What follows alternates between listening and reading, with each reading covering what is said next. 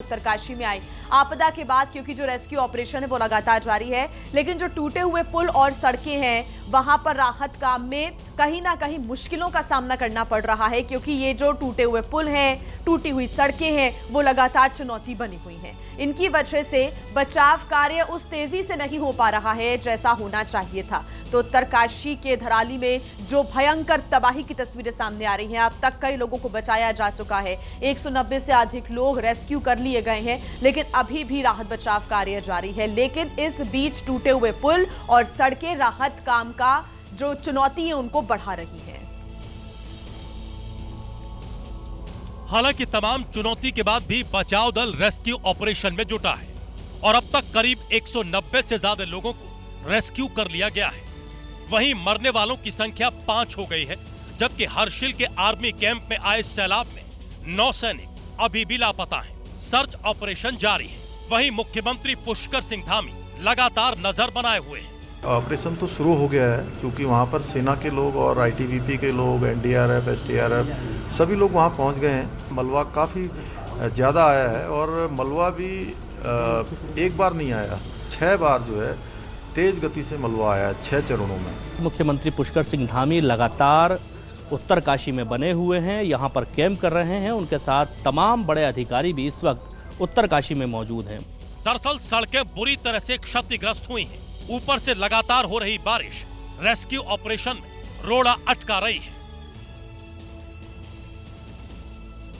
लगातार ताजा अपडेट्स आप तक हम पहुंचा रहे हैं। दरअसल उत्तरकाशी के धराली में जो महातबाही आई उसके बाद का मंजर बेहद डरावना है। 30 सेकंड का सैलाब सब कुछ बहा कर ले गया, चारों तरफ मलबा ही मलबा छोड़ गया। ये तस्वीरें आप देख रही हैं। मलबा भी ऐसा है जिसने 2 से 3 मंजिला इमारत को अपने आगोश में ले लिया और यही वजह है कि जिला मुख्यालय से धराली तक पहुंचना अब बेहद मुश्किल हो चला है। तस्वीरों में आप देखिए, यहाँ सिर्फ और सिर्फ दलदल दिख रहा है। इसके अलावा गंगोत्री नेशनल हाईवे के दर्जनों स्थानों पर टूटने, सड़कों के धंसने और पुलों के बह जाने से रेस्क्यू टीम भी यहाँ तक नहीं पहुंच पा रही है। सभी भटवारी में ही फंसे हुए हैं। तो ये तबाही का जो मंजर आप देख रहे हैं बेहद डरावना ये मंजर है और जो रेस्क्यू टीम्स हैं वो भी यहाँ तक नहीं पहुँच पा रही हैं।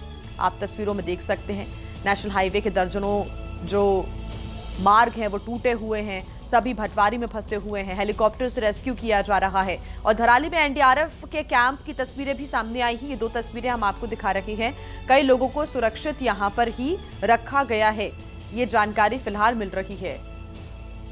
मलबा को जो हटाने का प्रयास है वो किया जा रहा है लगातार, और जैसा कि मुख्यमंत्री पुष्कर सिंह धामी भी कुछ देर पहले उनके बयान में उन्होंने कहा कि बहुत ज़्यादा मात्रा में मलबा अचानक से आया है, जिसको हटाने में लगातार टीम्स जुटी हुई हैं। लेकिन जो सड़कें टूटी हुई हैं, पुल टूटे हुए हैं और इस वक्त जो पूरा इलाका है वो एक तरीके से दलदल जैसा दिख रहा है। टीम्स को भी काफ़ी मशक्कत यहाँ करनी पड़ रही है और इसी वजह से हेलीकॉप्टर का सहारा लेकर रेस्क्यू किया जा रहा है। एयरलिफ्ट करने की भी कोशिश यहाँ पर की जा रही है। जितने भी यहाँ पर फंसे हुए लोग हैं उन्हें राहत जो कैंप्स बनाए गए हैं उनमें शिफ्ट किया जा रहा है, यहाँ पर उनका ध्यान रखा जा रहा है। एनडीआरएफ हो, एसडीआरएफ हो या फिर आईटीबीपी, सभी टीम्स इस वक्त रेस्क्यू में जुटी हुई हैं। धराली में हर तरफ इस वक्त मलबा ही मलबा नजर आ रहा है।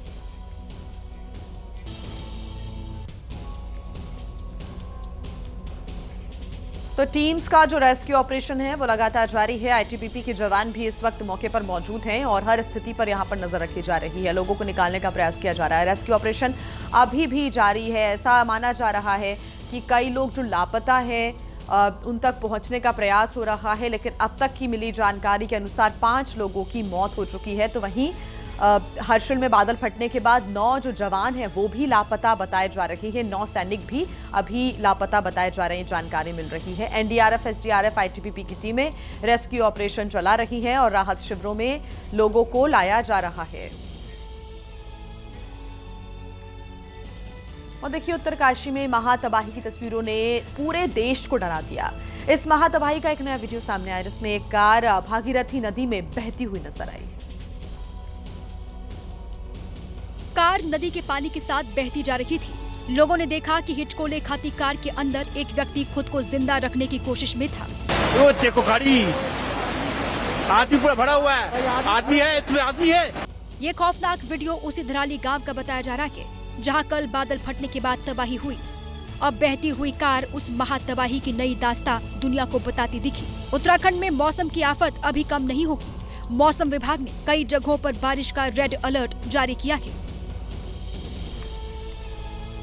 तो वहीं हरिद्वार में भी भारी बारिश के चलते राजाजी टाइगर रिजर्व की सड़क बह गई, जिससे आपको बता दें कि माता सुरेश्वरी मंदिर है, उसके दर्शन के लिए जो श्रद्धालु जा रहे हैं लगातार, उनकी मुश्किलें दोगुनी हो गई हैं।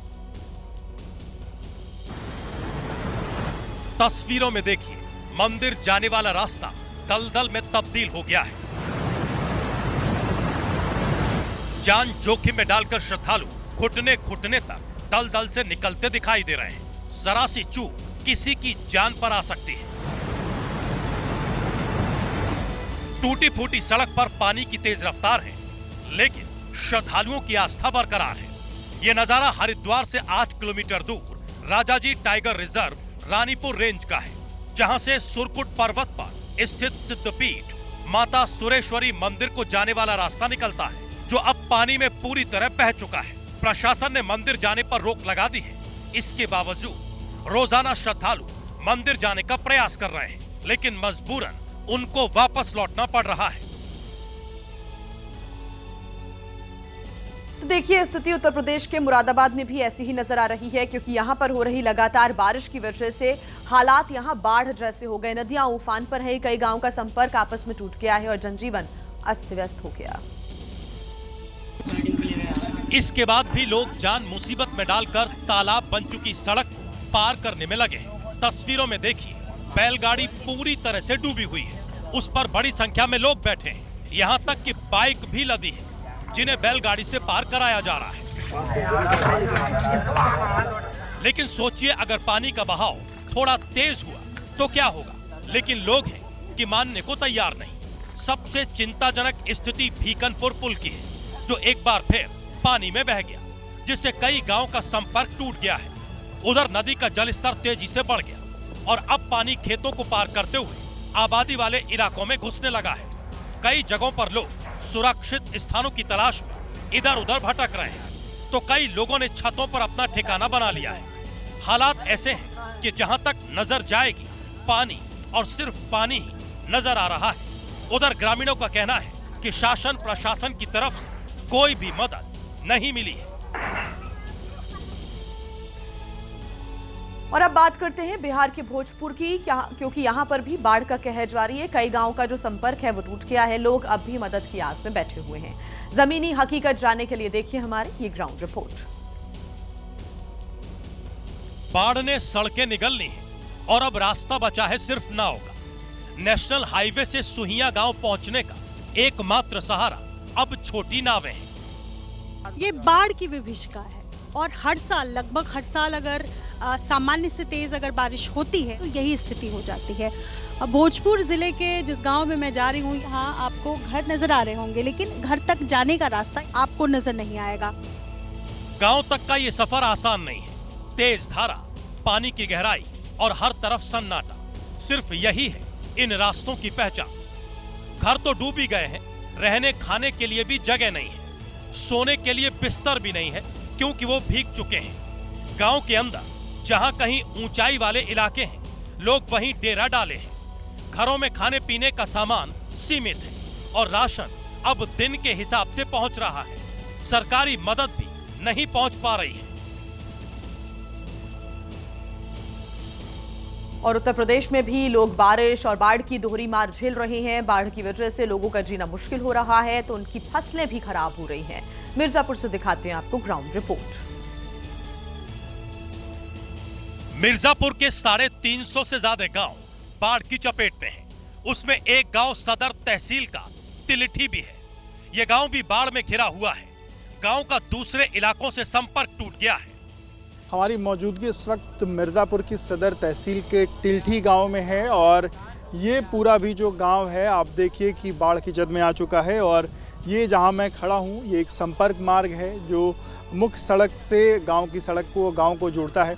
इस गांव में पिछले कई दिनों से बिजली नहीं है, जिससे रात घुप अंधेरे में गुजारनी पड़ रही है। उन्हें जंगली जानवरों और सांप का डर बना रहता है। नाव मांगने पर लेखपाल और एसडीएम बड़े अधिकारियों से इजाजत की बात करते हैं, जो मिल नहीं रही है। बाढ़ की वजह से खेतों में लगाई गई सब्जियां और मक्का की फसल चौपट हो चुकी है। सरकार की तरफ से थोड़ी मदद जरूर मिल रही है, लेकिन लोग उसे नाकाफी बता रहे हैं। तो वहीं हिमाचल प्रदेश के चंबा में भारी बारिश की वजह से लगातार लैंडस्लाइड हो रहे हैं और सड़कें टूट रही हैं। इसकी वजह से हादसे बढ़ते जा रहे हैं। कुछ ऐसी घटना चंबा के सलूणी में हुई, जहां लैंडस्लाइड के बाद छोटी हुई सड़क पर यह ट्रक फंस गया। पीछे से फंसे हुए ट्रक निकालने के लिए जेसीबी आती दिख रही है, पर जब तक जेसीबी इस ट्रक को निकालती, ट्रक का बैलेंस बिगड़ा और वो गहरी खाई में लुढ़कता चला गया। ट्रक को तो काफी नुकसान हुआ ही, लेकिन गनीमत ये रही कि ड्राइवर की जान बाल बाल बच गई। बारिश के मौसम में पहाड़ी राज्यों में इन दिनों आना जाना मुश्किल हो गया है। तो वहीं तेलंगाना के संगारेड्डी में उस वक्त हड़कंप मच गया जब एक फार्मा कंपनी के गोदाम में आग लग गई। फैक्ट्री में केमिकल था, जिसकी वजह से 2 घंटे तक धमाके यहां होते रहे। हादसे के बाद गोदाम में बताया जा रहा है कि उस वक्त 20 मजदूर मौजूद थे, जिन्हें कड़ी मशक्कत के बाद बाहर निकाल लिया गया। आग की ये लपटें इतनी तेज थी कि आसमान को छू रही थी। चारों तरफ काला धुआं छा गया। आसपास के इलाकों में अफरा तफरी मच गई। दूर से ही आग का बवंडर देखा जा सकता था। आग की सूचना पर फायर ब्रिगेड की कई गाड़ियां मौके पर पहुंची और कड़ी मशक्कत के बाद फायर ब्रिगेड की टीम ने आग पर काबू पाया। यह घटना संगारेड्डी के अन्नारम में औद्योगिक इलाके की है, जहां गब्बा फार्मा कंपनी के गोदाम में आग से दहशत फैल गई, क्योंकि हादसे के वक्त गोदाम में 300 टन केमिकल की वजह से विस्फोट का खतरा बढ़ गया था। फिलहाल इस हादसे में कोई जनहानि नहीं हुई है, फिर भी लाखों के नुकसान की आशंका है। आपको बता दें कि ये वही संगारेड्डी है जहां केमिकल फैक्ट्री में ब्लास्ट हुआ था, जिसमें लगभग 15 मजदूरों ने जान गंवाई थी। तो वहीं देखिए, उत्तर प्रदेश के कुशीनगर में पिछले महीने एक 10 साल की बच्ची की मौत हो गई थी, लेकिन जब उसे दफनाया गया तो 3 दिन बाद कब्र खाली मिली। अब इस मामले में तंत्र मंत्र और अंधविश्वास का रहस्यमय खेल भी सामने आ रहा है। और ये खेल किसी और ने नहीं, खुद बच्ची की मां ने किया, जिसने एक तांत्रिक के चक्कर में अपनी बच्ची के शव को कब्र खोदकर निकाल लिया, क्योंकि तांत्रिक ने उसे भरोसा दिया था कि वो उसकी बेटी को फिर से जिंदा कर देगा। लेकिन जब तांत्रिक क्रिया करने के बाद भी बच्ची जिंदा नहीं हुई, तो तांत्रिक और उसके साथी भाग गए और लाश को कब्र से 100 मीटर की दूरी पर छोड़कर चले गए। दरअसल 18 जुलाई को बच्ची की लाश को दफनाया गया और 3 दिन बाद 21 जुलाई को कब्र खाली मिली। इस घटना के बाद गांव वालों के मन में कई सवाल उठने लगे। कहीं कोई जानवर लाश को निकाल कर तो नहीं ले गया। लेकिन जब पुलिस ने जांच शुरू की तो मामला और भी रहस्यमय हो गया और 16 दिन की जांच के बाद पुलिस को एक सुनसान बुर्ज के पास झाड़ियों में बच्ची का शव मिला, जो कब्र से महज 100 मीटर की दूरी पर था। शव के पास एक बुर्का और एक साड़ी भी मिली, जिसने जांच की दिशा पूरी तरह बदल दी। ये कपड़े पुलिस के लिए सबसे बड़ा सुराग साबित हुए। पुलिस ने मृतका की मां, बहन, भाई और भाई के सहयोगी को गिरफ्तार कर लिया है। सभी ने पुलिस पूछताछ में अपना जुर्म कबूल कर लिया है। और आइए खबरों में आगे बढ़ते हैं, बात करेंगे उत्तर प्रदेश के हापुड़ की, जहां पर पुलिस ने अवैध हथियारों की फैक्ट्री का भंडाफोड़ किया है, जो एक खंडहर में चलाई जा रही थी। पुलिस ने छापेमारी के दौरान एक हथियार सप्लायर को भी अरेस्ट कर लिया है। पुलिस टीम ने मौके से भारी मात्रा में अवैध तमंचे बरामद किए हैं। इनमें से कुछ अधबने तमंचे हैं और इन्हें बनाने के उपकरण भी पुलिस ने जब्त किए हैं। पुलिस के मुताबिक हापुड़ के मुकीमपुर के पास खेतों के बीच एक पुराने मकान में हथियार बनाने वाली फैक्ट्री संचालित थी। मुखबिर की सूचना पर पुलिस ने छापेमारी की तो अवैध तमंचों की खेप देखकर टीम के होश उड़ गए। पकड़े गए हथियार सप्लायर ने पूछताछ में खुलासा किया कि ऑन डिमांड तमंचे बनाए जाते थे और एक तमंचे की कीमत 5 से 7 हजार रुपए लगाई जाती थी, जिन्हें अलीगढ़, गाजियाबाद और आसपास के जिलों में बेचा जा रहा था। फिलहाल पुलिस ने आरोपी को जेल भेज दिया है और उसके पूरे नेटवर्क को खंगालने में जुट गई है।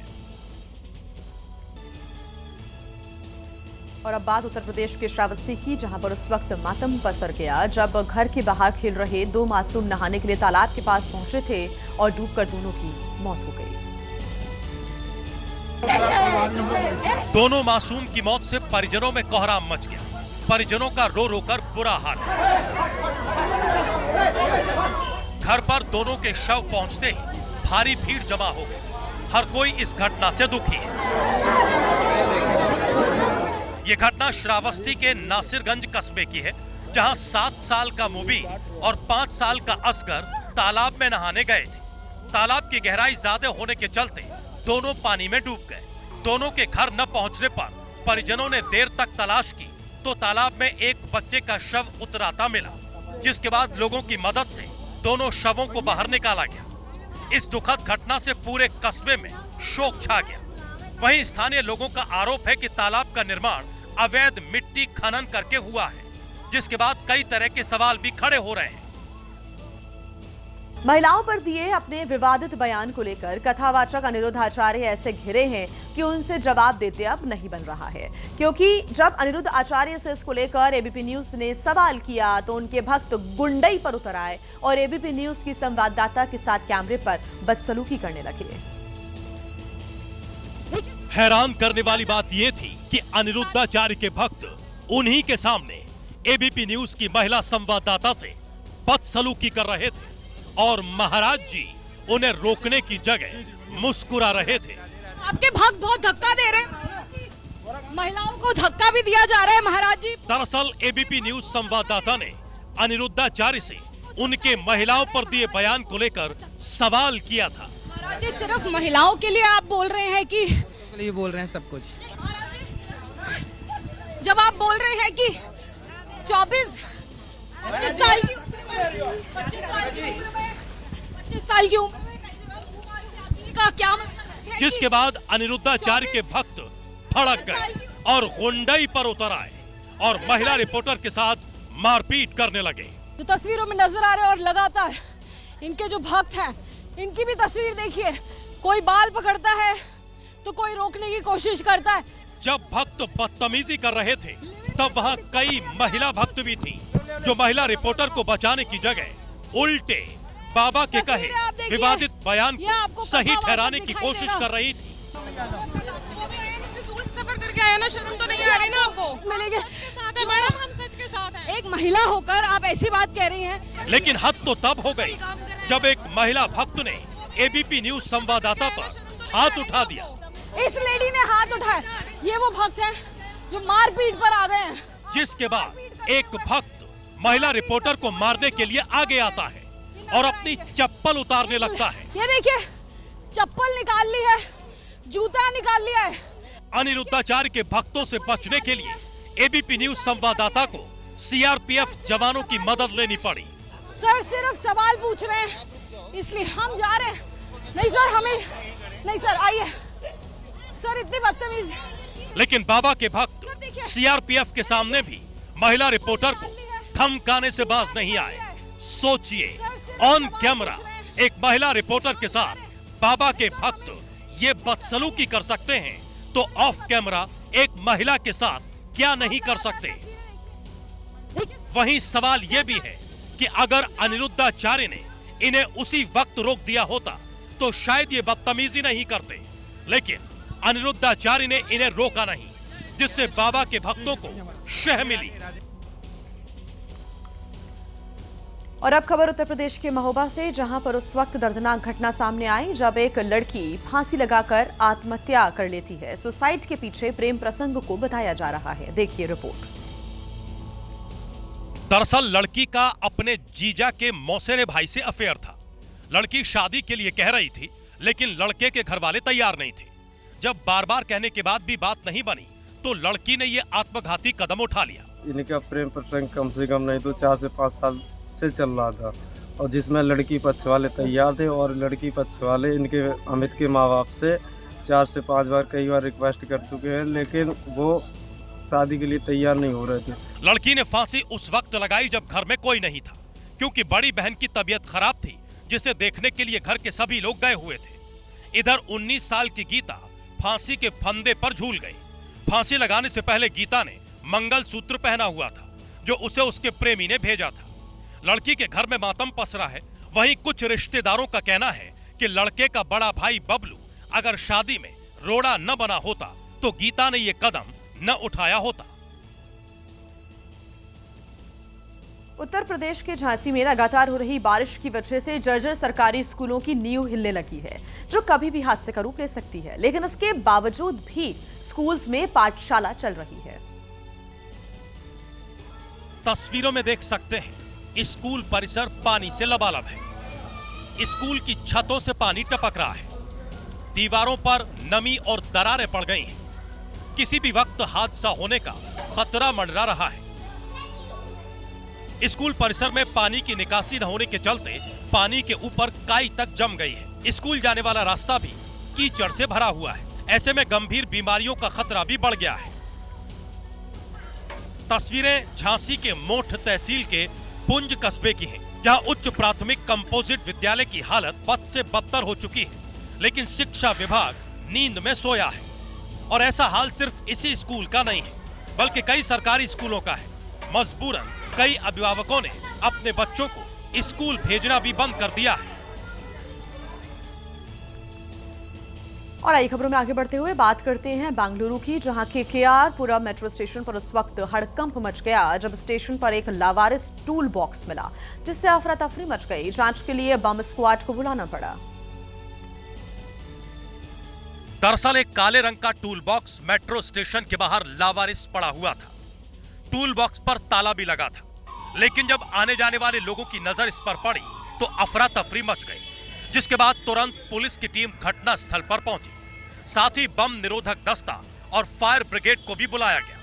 करीब आधे घंटे तक मेट्रो स्टेशन पर अफरा तफरी का माहौल रहा, क्योंकि आरपुरम बेंगलुरु का सबसे व्यस्त मेट्रो स्टेशन है।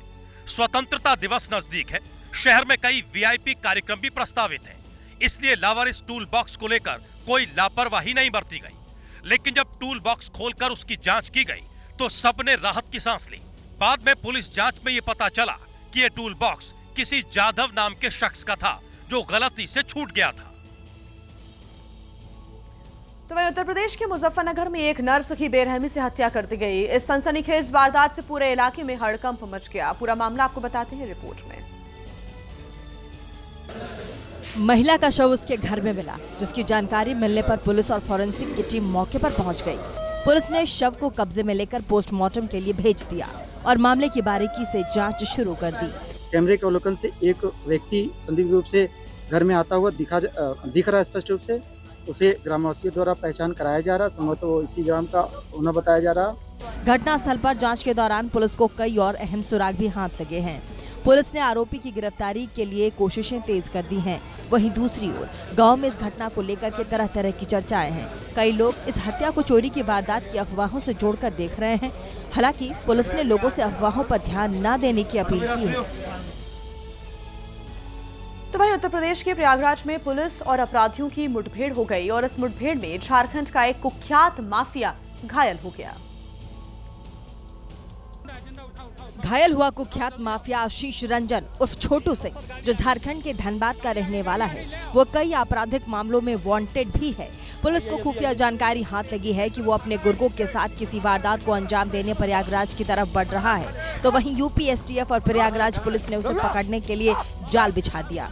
उसे मध्य प्रदेश से सटे शंकरगढ़ इलाके में घेर लिया गया। पुलिस की घेराबंदी में आने पर आशीष रंजन ने फायरिंग शुरू कर दी। पुलिस ने जवाबी फायरिंग की। कई राउंड फायरिंग के बाद वो घायल हो गया। पुलिस ने उसे पास के अस्पताल में भर्ती कराया है। पुलिस को मौके से AK-47 राइफल, एक पिस्टल और कई गोलियां बरामद की है। आशीष रंजन फिलहाल अस्पताल में है। पुलिस उससे पूछताछ करने की कोशिश में लगी है। अमेरिकी राष्ट्रपति डोनाल्ड ट्रंप ने कल भारत पर 25% अतिरिक्त टैरिफ लगाने का ऐलान किया। ट्रंप ने रशिया से तेल खरीदने का हवाला देते हुए भारत पर भारी भरकम टैरिफ लगाया है, जो अब बढ़कर 50% हो गया है। बढ़ा हुआ टैरिफ इसी महीने 27 अगस्त से लागू होगा। इस कदम से कपड़ा, समुद्री उत्पाद और चमड़ा निर्यात जैसे क्षेत्रों पर बुरा असर पड़ने की आशंका है। हालांकि दवा, ऊर्जा उत्पादों, महत्वपूर्ण खनिज और इलेक्ट्रॉनिक्स पर ये शुल्क लागू नहीं होंगे। निर्यातकों के मुताबिक इस कदम से अमेरिका को भारत के $86 अरब के निर्यात पर गंभीर असर पड़ेगा। अमेरिका के इस कदम पर भारत सरकार ने कड़ी प्रतिक्रिया दी है। विदेश मंत्रालय ने 50% टैरिफ के फैसले को अनुचित और अन्यायपूर्ण करार दिया है और कहा है कि भारत अपने राष्ट्रीय हितों की रक्षा के लिए सभी जरूरी कदम उठाएगा। नए एक्स्ट्रा टैरिफ की घोषणा के बाद भारत अब यूएस से सबसे ज्यादा आयात शुल्क का सामना करने वाले देशों की सूची में ब्राजील के साथ टॉप पर आ गया है। तो देखिए, भारत पर 50% टैरिफ लगाए जाने के बाद देश में इस मुद्दे पर जमकर राजनीति हो रही है। राहुल गांधी ने सरकार को कटघरे में खड़ा किया और मोदी सरकार की जमकर आलोचना की।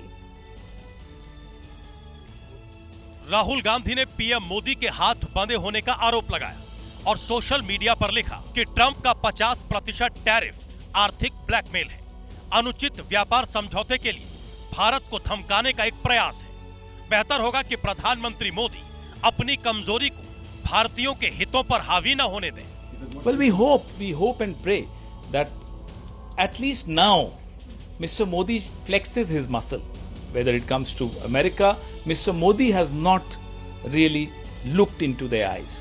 दूसरी तरफ इंडिया अलायंस का हिस्सा रही आम आदमी पार्टी ने कहा है कि टैरिफ वॉर में भारत दबने वाला नहीं है। ट्रंप साहब खुद रशिया से यूरेनियम इंपोर्ट करते हैं, कई और क्रिटिकल कंपोनेंट्स इंपोर्ट करते हैं। आप खुद तो व्यापार करें रशिया से, दूसरे देशों को बोल रहे मत करें। सबसे पहले तो आपको बंद करना चाहिए ना। राष्ट्रीय स्वयंसेवक संघ ने ट्रंप के टैरिफ बढ़ाने वाले फैसले की आलोचना की है। समय अमेरिकी अर्थव्यवस्था एक इनसिक्योरिटी के फीलिंग में है, तो उस इनसिक्योरिटी के फीलिंग के चलते ट्रंप जिस प्रकार के कदम उठा रहे हैं, उसके कारण दुनिया में कुछ उथल पुथल होना स्वाभाविक है। उसको मैच्योरिटी से हैंडल करना पड़ेगा। तो वहीं भारत और अमेरिका के बीच जारी तनाव के बीच पीएम मोदी चाइना का दौरा करने वाले हैं। प्रधानमंत्री 31 अगस्त से 1 सितंबर के बीच चीन के तियानजिन शहर में आयोजित होने वाली एससीओ समिट में हिस्सा लेंगे।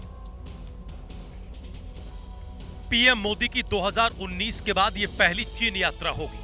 साथ ही 2020 के गलवान घाटी में हुए संघर्ष के बाद वो पहली बार चीन की जमीन पर कदम रखेंगे। एससीओ में 9 सदस्य देश हैं, जिसमें भारत, चीन, रूस, Pakistan, Iran, Kazakhstan, Kyrgyzstan, Tajikistan और उज्बेकिस्तान शामिल हैं। एससीओ बैठक में क्षेत्रीय सुरक्षा, आतंकवाद, व्यापार सहयोग और बहुपक्षीय सहयोग जैसे अहम मुद्दों पर चर्चा की जाएगी।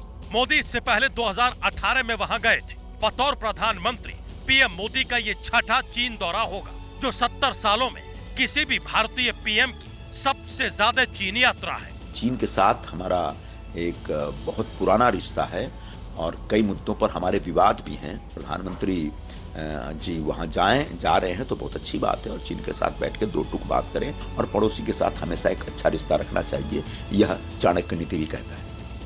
इससे पहले जून के महीने में रक्षा मंत्री राजनाथ सिंह चीन के किंगदाओ शहर में एससीओ के रक्षा मंत्रियों की बैठक में शामिल हुए थे और पिछले महीने ही विदेश मंत्री एस जयशंकर ने चीन का दौरा किया था और वहां उन्होंने राष्ट्रपति शी जिनपिंग और विदेश मंत्री वांग यी से मुलाकात की थी।